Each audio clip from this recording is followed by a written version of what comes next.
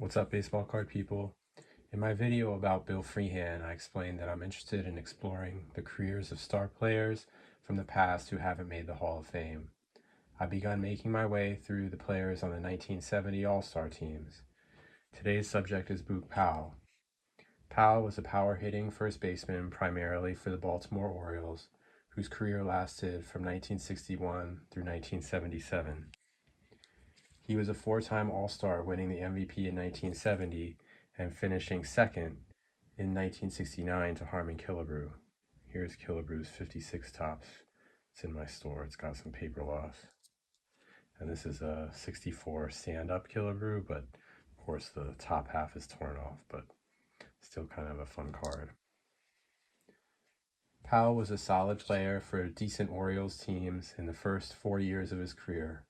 From 62 to 65, he averaged 24 homers, 76 RBI, and a .261 average.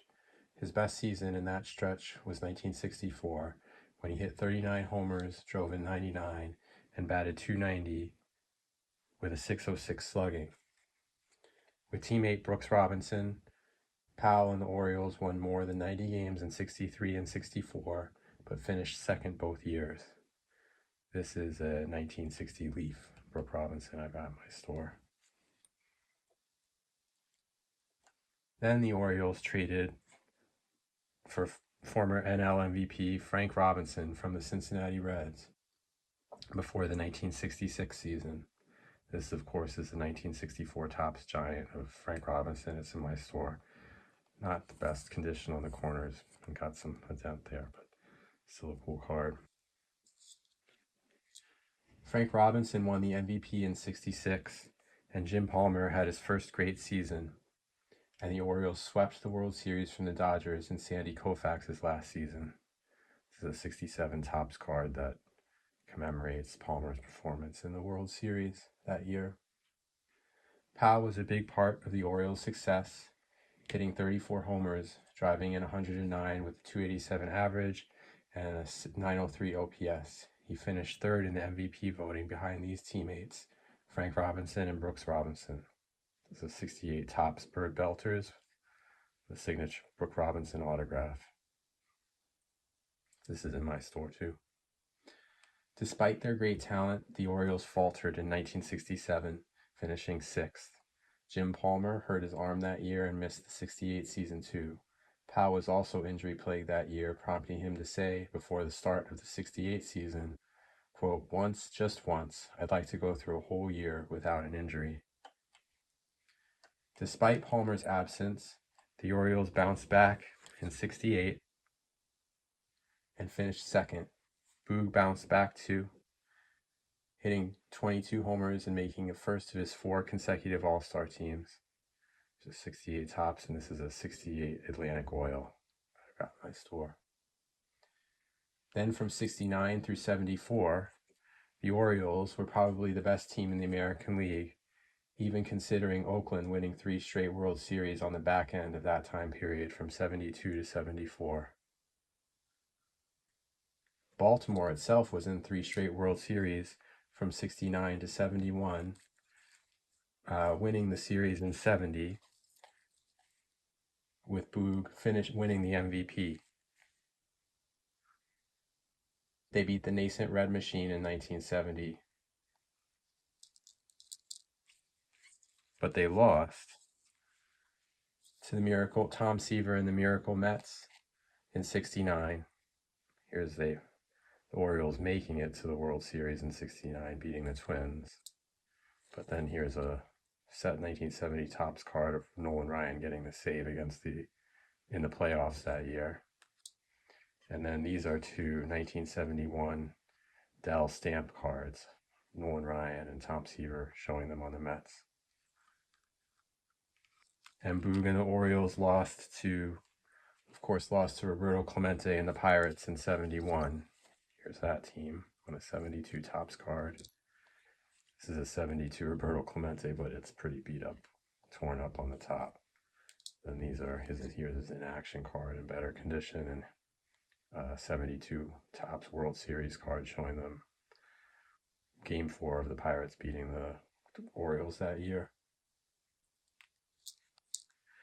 With Oakland's rise, the Orioles wouldn't win another championship with Boog Powell, but they finished first in the Eastern Division in 73 and 74, and probably would have beaten the Mets in 73 and the Dodgers in 74 if they had been able to get past the A's. Despite the Orioles' success, Boog's production total declined in 73 and 74 as manager Earl Weaver relied more on the platoon system. Boog went from 539 plate appearances in 1972 down to 464 and 401 in 73 and 74. After the 74 season, Boog was traded to Cleveland, where his former teammate, Frank Robinson, had just been named the Major League's first black manager. This is the 1976 Cranes potato chip disc of Frank Robinson on Cleveland. In 1975, with more regular playing time, Boog has his last All-Star caliber year, hitting 27 homers, batting .297, and he was voted the American League's Comeback Player of the Year. Powell finished with 39 WAR, falling off the Writers' Hall of Fame ballot after getting just 1.3% of the vote in 1983. Had he avoided injuries and had he avoided Earl Weaver's platoon system, Powell might have had career total statistics with a more worthy case for the Hall of Fame. But despite his MVP award and being a key player for the Orioles teams of the late 60s and early 70s, and probably being the best first baseman in the American League from 68 to 72, the seasons after his peak just don't add up to Hall of Fame caliber. This is a 1991 Kellogg's Sports Flicks card. Some cool cards in this set. This one's in my eBay store. And the last card I wanted to show, having talked about Boog Powell's career, is this 2002 Topps 35th anniversary card. Brooks Robinson. It's a, I don't know what you call that kind of refractor, but it's a Brooks Robinson autograph. It's a sticker though, which makes it kind of a weird card. And then it is also, if you can see up there, numbered to 30. Getting sort of pretty difficult to see. So sort of an odd card why they put the number up there and a sticker auto, but it says it's a top certified autograph issue. So interesting card. Anyway, these cards I've been showing are in my eBay store. Check them out if you're interested.